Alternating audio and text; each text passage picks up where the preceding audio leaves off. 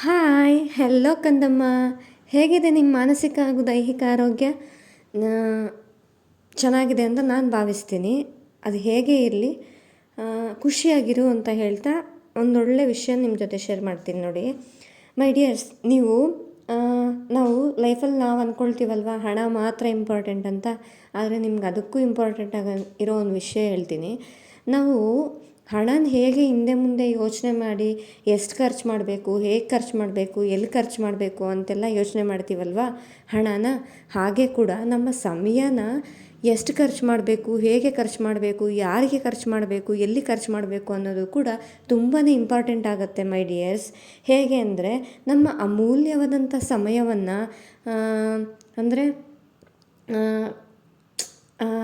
ಯಾರಿಗೆ ನಾವು ಕೊಡಬಾರ್ದು, ಅವ್ರು ಕೊಟ್ಟರೆ ನಮ್ಮ ಅತ್ಯಮೂಲ್ಯವಾದ ಸಮಯ ಕೂಡ ವೇಸ್ಟ್ ಅಲ್ವಾ. ಹಾಗಾಗಿ ನಿಮ್ಗೆ ಯಾರು ಪ್ರೀತಿ, ಕಾಳಜಿ, ಗೌರವ ಕೊಡ್ತಾರೆ, ನಿಮ್ಗೆ ಯಾರು ಪ್ರೀತಿ ಕೊಡ್ತಾರೆ, ಯಾರು ಕಾಳಜಿ ಕೊಡ್ತಾರೆ, ಯಾರು ಗೌರವ ತೋರಿಸ್ತಾರೆ, ಜೊತೆಗೆ ಸಮಯ, ಸಂದರ್ಭ, ಪರಿಸ್ಥಿತಿಗಳಲ್ಲಿ ಜೊತೆ ನಿಲ್ತಾರೆ, ಅಂಥವ್ರಿಗೆ ಮಾತ್ರ ನಿಮ್ಮ ಪ್ರೀತಿ, ಕಾಳಜಿ, ಗೌರವ, ಒಂದು ಅಮೂಲ್ಯವಾದ ಸಮಯವನ್ನು ಕೊಡಿ. ಆದರೆ ಯಾವುದೇ ಪ್ರೀತಿ, ಕಾಳಜಿ, ಗೌರವ ಇಲ್ಲದೆ ನಾಟಕ ಮಾಡ್ಕೊಂಡು ಓಡಾಡೋ ಅಂಥವ್ರಿಗೆ ನಿಮ್ಮ ಅಮೂಲ್ಯವಾದ ಸಮಯವನ್ನು ಕೊಟ್ಟು ಲೈಫನ್ನು ವೇಸ್ಟ್ ಮಾಡ್ಕೊಳ್ಬೇಡಿ ಅಂತ ಹೇಳ್ತಾ, ಹಾಗೆಯೇ ಇನ್ನೊಂದಷ್ಟು ವಿಚಾರಗಳೇನಪ್ಪ ಅಂದರೆ, ಹಣದಷ್ಟೇ ಅಮೂಲ್ಯ ನಮ್ಮ ಸಮಯ ಕೂಡ, ಅದನ್ನು ನೆನ್ಪಿಟ್ಕೊಳ್ಳಿ. ಮತ್ತು ಇನ್ನೊಂದೇನೆಂದರೆ, ನಮ್ಮ ಬದುಕನ್ನು ನಾವೇ ಕಾಪಾಡ್ಕೊಳ್ಬೇಕು, ಯಾರು ನಮ್ಮನ್ನು ಕಾಪಾಡ್ಲಿಕ್ಕೆ ಬರಲ್ಲ ಅನ್ನೋ ಒಂದು ಸತ್ಯನ ನೆನ್ಪಿಟ್ಕೊಳ್ಳಿ. ಪ್ರತಿಯೊಂದರಲ್ಲೂ ನಾವು ಅದು ಪ್ಲ್ಯಾನಿಂಗ್ ಮಾಡ್ತಾನೆ ನಮ್ಮ ಸಮಯವನ್ನು ವ್ಯರ್ಥ ಮಾಡಿದ್ರೆ ನಾವು ಯಶಸ್ಸು ಪಡ್ಕೊಳ್ಳೋದಕ್ಕೆ ಖಂಡಿತ ಸಾಧ್ಯ ಆಗಲ್ಲ. ಕೆಲಸವನ್ನು ಕಾರ್ಯರೂಪಕ್ಕೆ ತಂದು ಆ ಕೆಲಸದಲ್ಲಿ ನಮ್ಮನ್ನು ನಾವು ಎಷ್ಟರ ಮಟ್ಟಿಗೆ ತೊಡಗಿಸ್ಕೊಳ್ತೀವಿ ಅನ್ನೋದು ಕೂಡ ತುಂಬಾ ಮುಖ್ಯ ಆಗುತ್ತೆ. ಹಾಗೆಯೇ ಡಿಸಿಪ್ಲಿನ್ ತುಂಬ ಇಂಪಾರ್ಟೆಂಟ್ ಆಗುತ್ತೆ. ಕೆಲಸದಲ್ಲಿ ಕನ್ಸಿಸ್ಟೆನ್ಸಿ ಆಗಿರ್ಬೋದು, ಅಥವಾ ನಾವು ಆ ಕೆಲಸಕ್ಕೆ ಎಷ್ಟು ಸಮಯ ಕೊಡ್ತೀವಿ, ಎಷ್ಟು ಚೆನ್ನಾಗಿ ಮಾಡ್ತಾಯಿದ್ದೀವಿ, ಮತ್ತು ಇದೆಲ್ಲ ಇಂಪಾರ್ಟೆಂಟ್ ಆಗುತ್ತೆ. ಆರೋಗ್ಯವೇ ಮಹಾಭಾಗ್ಯ ಅನ್ನೋದು ಕೂಡ ಮರಿಬೇಡಿ. ಕಂಫರ್ಟ್ ಝೋನ್ ಬಿಟ್ಟು ಸ್ವಲ್ಪ ಹೊರಗಡೆ ಬನ್ನಿ. ಮತ್ತು ನಿಮ್ಮ ಸರ್ಕಲ್ ಹೇಗಿದೆ ಅನ್ನೋದು ಕೂಡ ತುಂಬ ಇಂಪಾರ್ಟೆಂಟ್ ಆಗುತ್ತೆ. ಯಾಕಂದರೆ ನಿಮ್ಮ ಸರ್ಕಲ್ಲು ನಿಮ್ಮ ಸುತ್ತ ಲೇಜಿನೆಸ್ ಇರೋರು, ತುಂಬ ಸೋಂಬೇರಿತನ ಇರೋರು, ಅಥವಾ ಕೆಲಸ ಮಾಡೋದಕ್ಕೆ ಇಂಟ್ರೆಸ್ಟ್ ಇಲ್ಲದೆ ಇರೋರು, ಅಥವಾ ಯಾವುದೇ ಒಂದು ಆರೋಗ್ಯ ವಿಷಯವಾಗಿರ್ಬೋದು, ಒಳ್ಳೆ ವಿಚಾರಗಳನ್ನ ಅವರು ತಗೊಳಕ್ಕೆ ರೆಡಿ ಇಲ್ಲ ಅಂಥವರಿಂದ ನೀವು ಸ್ವಲ್ಪ ದೂರ ಉಳಿದ್ಬಿಡಿ. ಯಾಕಂದರೆ ನಾವು ಯಾರ ಜೊತೆ ಇರ್ತೀವಿ, ನಮ್ಮ ಅಭ್ಯಾಸಗಳು ಕೂಡ ಅದೇ ಆಗಿಬಿಡುತ್ತೆ.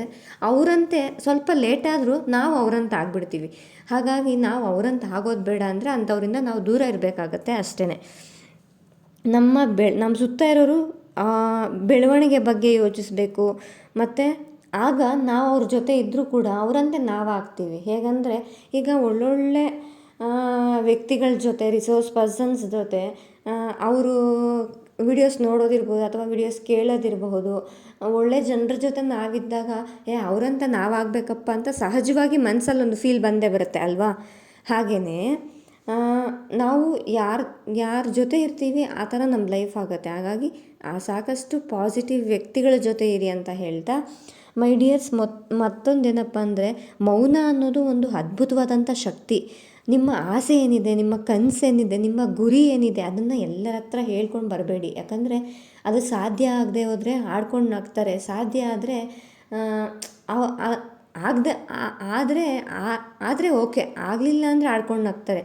ಸುಮ್ಮನೆ ಆ ಥರ ಆಗೋ ಬದಲು ಜೊತೆಗೆ ಕನಸು, ಗುರಿ ಈಡೇರಿಕೆಗೆ ಸಾಕಷ್ಟು ಕಲ್ಲುಗಳು ಹಾಕೋದು, ಮುಳ್ಳು ಹಾಕೋದು, ಗುರಿ ಸೇರೋಕ್ಕೆ ಆಗದೇ ಇರೋ ಥರ ಸಿಚುವೇಶನ್ ಕ್ರಿಯೇಟ್ ಮಾಡ್ಬೋದು. ಈ ಥರ ಎಲ್ಲ ಮಾಡ್ಬೋದು. ಹಾಗಾಗಿ ನಿಮ್ಮ ಕೆಲಸವನ್ನು ಸೈಲೆಂಟಾಗಿ ಮಾಡಿ. ನಿಮ್ಮ ರಿಸಲ್ಟ್ ಮಾತ್ರ ಹೊರಗಿನ ಪ್ರಪಂಚಕ್ಕೆ ಕಾಣೋ ಆಗಿರಲಿ. ನಿಮ್ಮ ಪ್ರಯತ್ನ ಮಾತ್ರ ಗುಟ್ಟಾಗಿ ಸಾಗ್ತಾ ಇರಲಿ. ಯಾವತ್ತೂ ನಮ್ಮ ಪ್ರಯತ್ನ ಅನ್ನೋದು ಸಾಗ್ತಾ ಇರಬೇಕು ಗುಟ್ಟಾಗಿ. ನಮ್ಮ ಯಶಸ್ಸು ಮಾತ್ರ ಇಡೀ ಜಗತ್ತಿಗೆ ಕೇಳುವಷ್ಟು ದೊಡ್ಡದಾಗಿರಬೇಕು.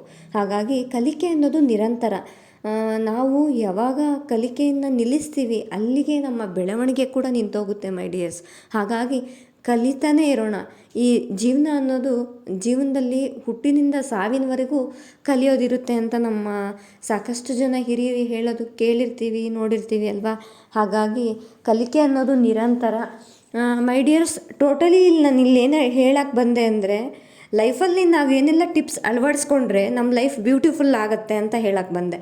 ನಮ್ಮ ಜೀವನ ಚೆನ್ನಾಗಿರ್ಬೇಕಂದ್ರೆ ನಾವು ಹೇಗಿರಬೇಕು, ಏನು ಮಾಡಬೇಕು, ಇನ್ನೆಲ್ಲ ಅನುಸರಿಸ್ಬೇಕು ಅನ್ನೋದನ್ನು ನಾನು ನಿಮ್ಮ ಜೊತೆ ಶೇರ್ ಮಾಡಿಕೊಂಡೆ. ಈ ವಿಡಿಯೋ ನಿಮಗೆ ಯೂಸ್ಫುಲ್ ಅನಿಸಿದ್ರೆ ಖಂಡಿತ ಲೈಕ್ ಮಾಡೋದನ್ನು ಮರಿಬೇಡಿ, ಹೆಚ್ಚು ಜನರಿಗೆ ಶೇರ್ ಮಾಡಿ, ಹಾಗೆಯೇ ಸಪೋರ್ಟ್ ಮಾಡಿ, ಒಳ್ಳೆ ಕಮೆಂಟ್ಸ್ ಕೊಡಿ. Thank you.